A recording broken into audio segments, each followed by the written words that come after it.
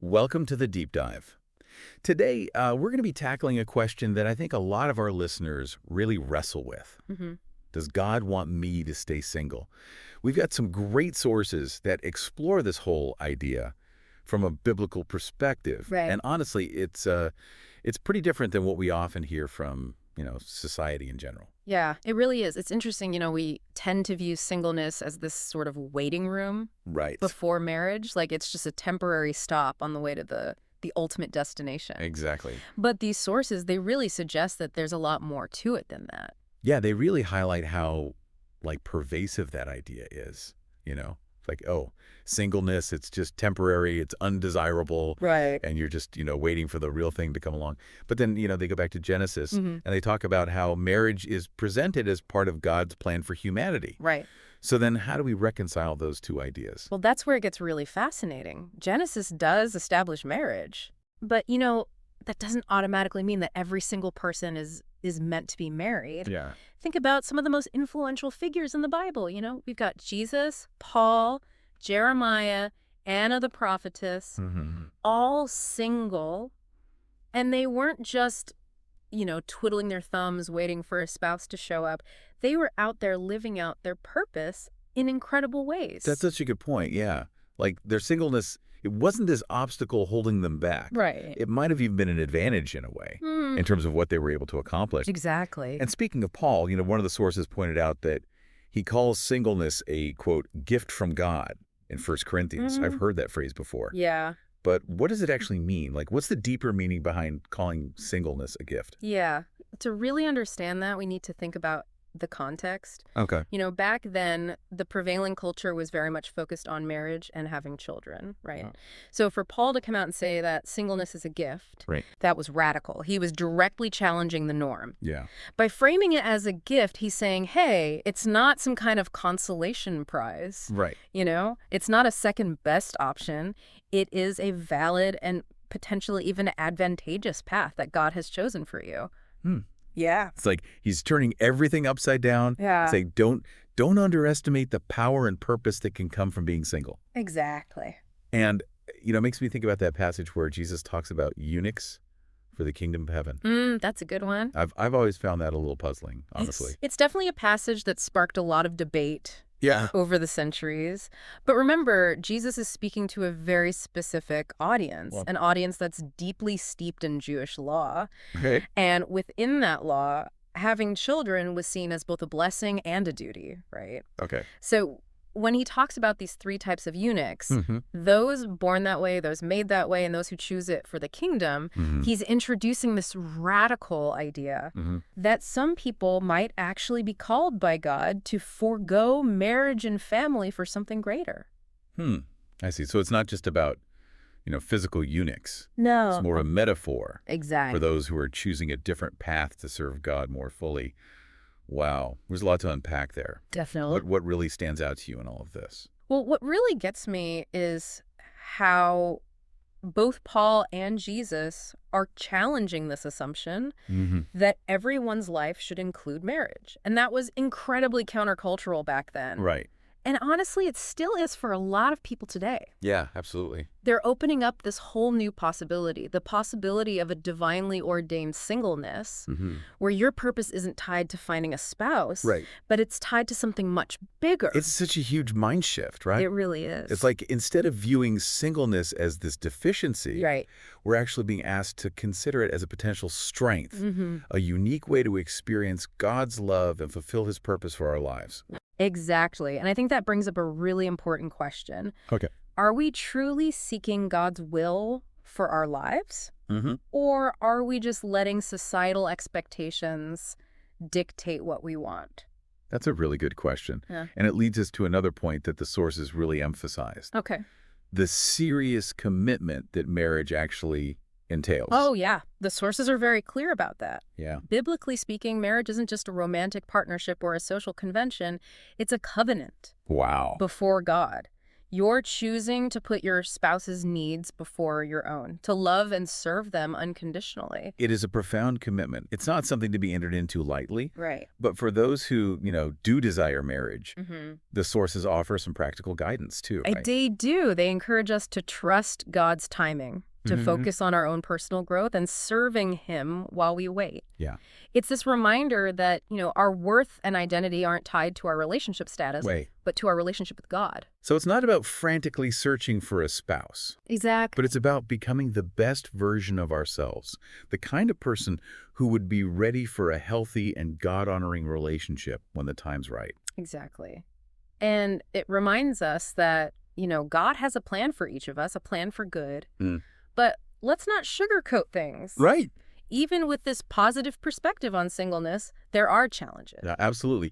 The sources don't shy away from that. Yeah. They acknowledge the potential loneliness, the pressure from society, Yeah. and even family members Right. who might not understand this whole idea of singleness as a gift. Yeah, that's real. Yeah. It's real. But instead of viewing those challenges as roadblocks, what if we saw them as opportunities? Okay. Opportunities for growth. Okay. Perhaps the loneliness can push us to deepen our relationship with God, Yeah. to find our fulfillment in Him rather than in another person. And maybe those societal pressures, maybe they can become a catalyst for us to stand firm in our convictions, to articulate what we believe about singleness and actually challenge the status quo. That's such a powerful way to reframe those challenges. Yeah. It's like instead of letting them defeat us, Mm-hmm. we can use them to become stronger, more resilient, Absolutely. more reliant on God. That's the heart of it. It's about trusting that God is using even those difficult experiences to shape us into the people He created us to be. Mm-hmm. It might not be easy, but it's a journey worth taking. Yeah, absolutely. It is. Yeah. Welcome back to our deep dive. In part one, we really kind of dug into this idea of singleness as a gift, a path that God chooses for us. Right. But now I kind of want to talk about, like, how do you actually live that out? Mm-hmm. What does that look like in real life? Yeah, that's the key question, isn't it? It's one thing to have this new perspective on singleness, but it's a whole other thing to actually put it into practice. Right, exactly. In our everyday lives. And the sources we're looking at actually offer some really helpful guidance on that. Okay, cool. Yeah, what do they say? Well, one thing they really emphasize is the importance of friendships, Okay. especially for singles. Okay, why is that so important? Well, think about it.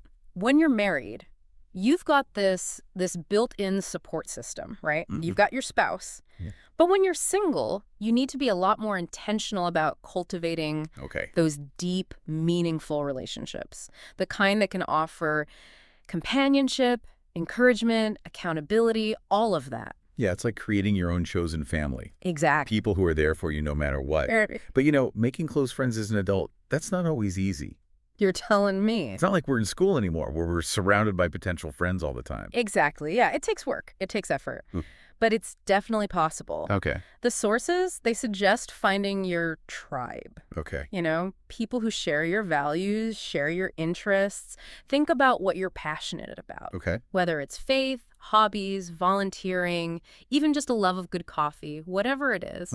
And then seek out communities or groups where you can share those passions. It's almost like you're creating this fertile ground for friendship to grow. Exactly. You're putting yourself in situations where you're more likely to connect with people who really get you. Exactly. And don't underestimate the power of simply putting yourself out there. Yeah.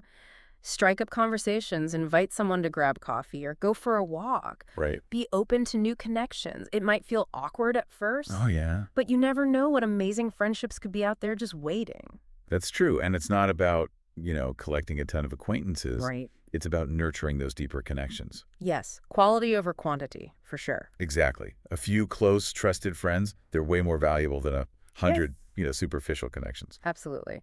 But friendships aren't the only relationships Right. that can be kind of tricky to navigate as a single person. The sources also talk about family expectations. Ooh, yeah. And those can be tough. Tell me about it. All those well-meaning questions, from relatives. When are you getting married? Why aren't you dating anyone? Oh, yeah. It can be really hard. It can really get under your skin. But it's important to remember, usually those questions are coming from a place of love, even if it doesn't feel like it. The sources, they suggest setting healthy boundaries with family. Okay.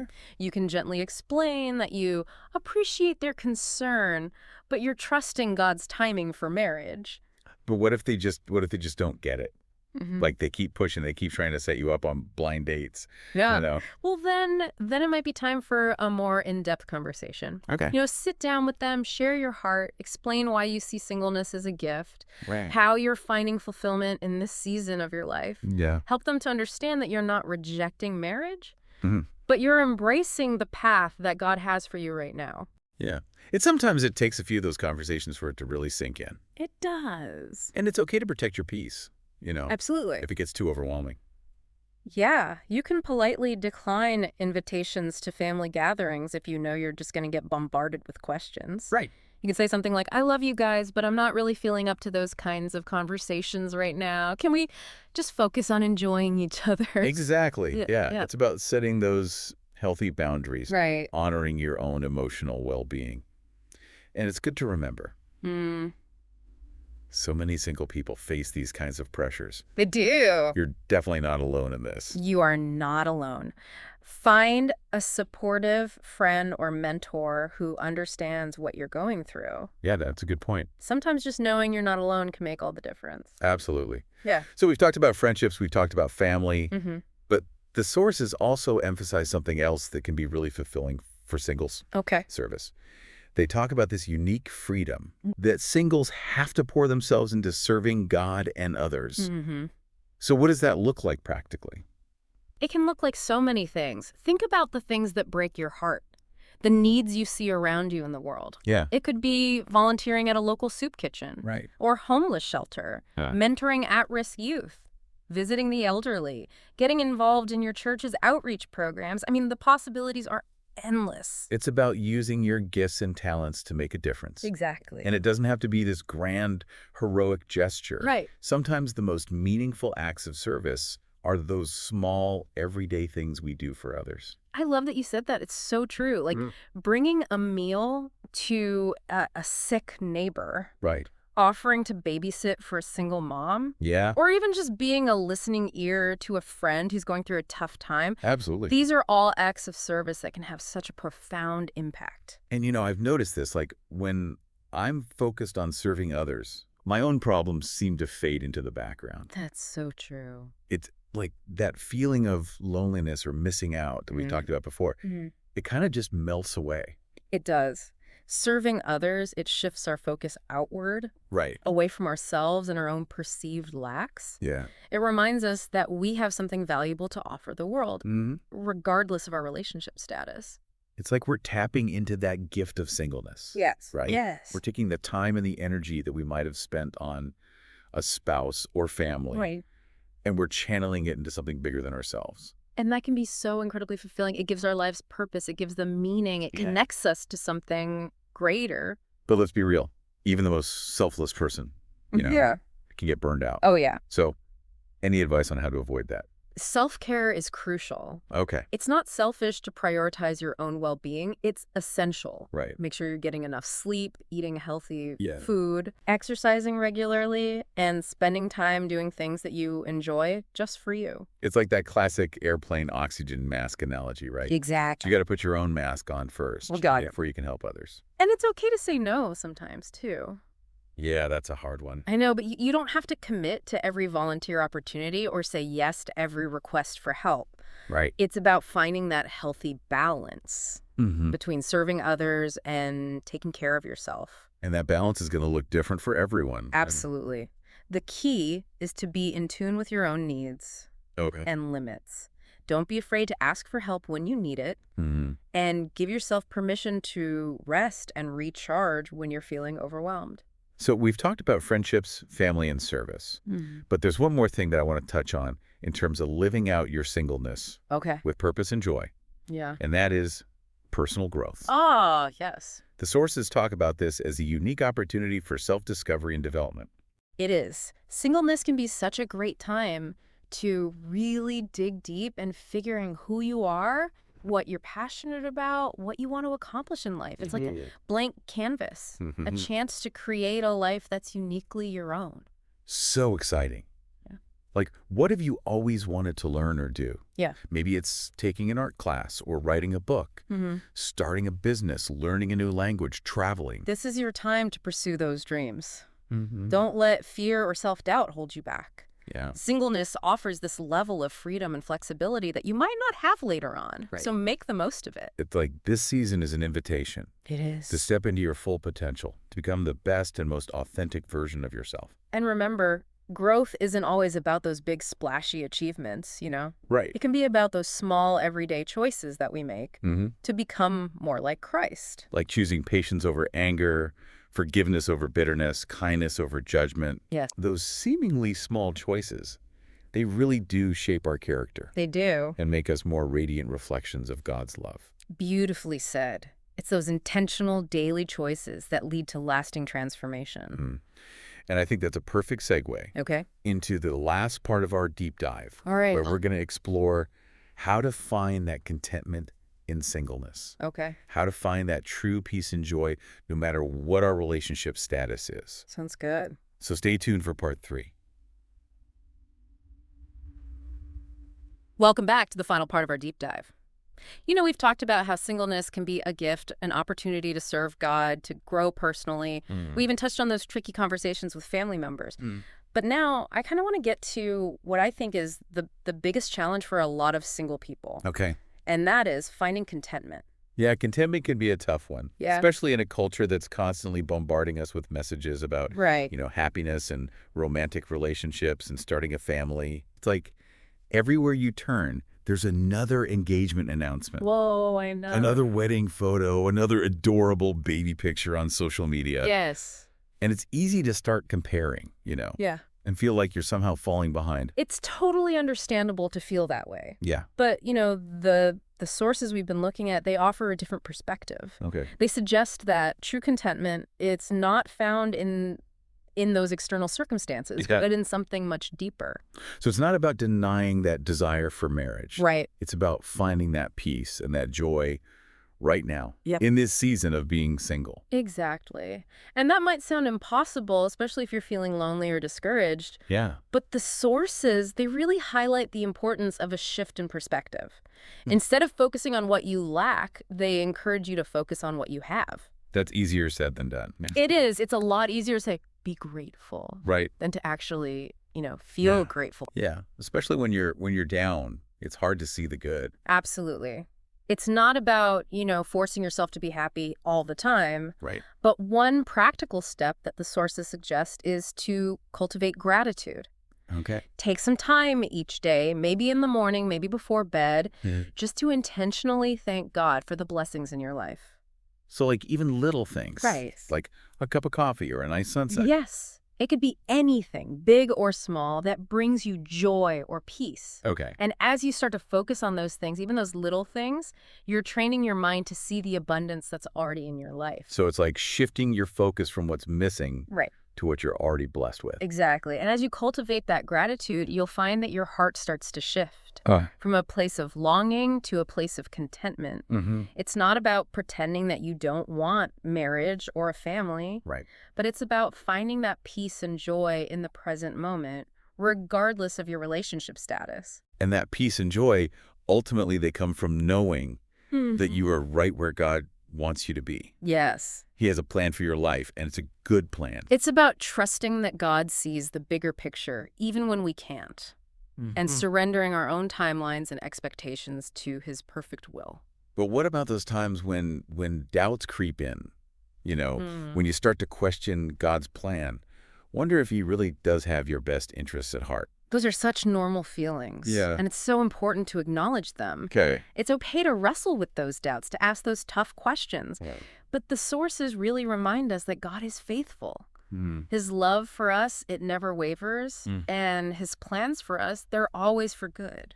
But sometimes those plans don't feel very good, do they? I know. It's pain, disappointment, seasons of waiting that just feel like they're never going to end. That's true, yeah. Life isn't always easy, whether you're single or married. Right. But even in those tough times, God is working. He's refining our character, drawing us closer to him, preparing us for something amazing.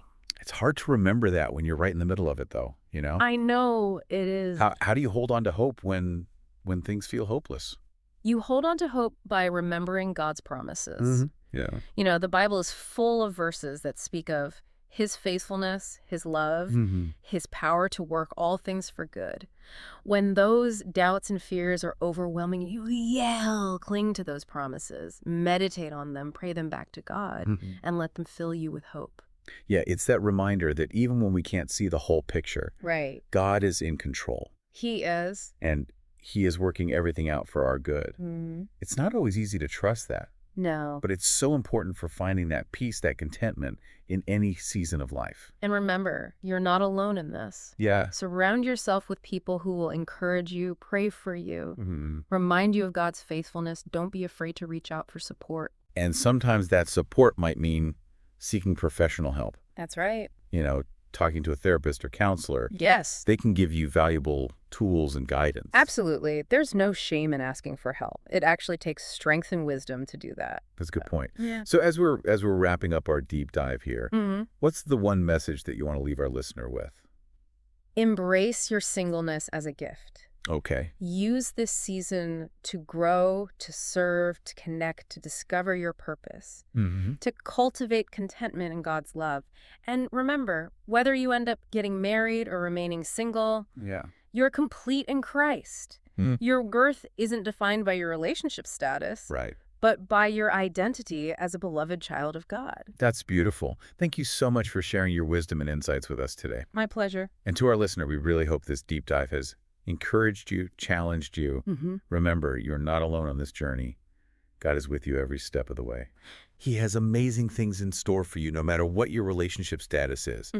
Keep seeking him, keep trusting him, Yes. and keep living out your singleness with purpose and joy. Amen to that. And as always, thanks for joining us on The Deep Dive.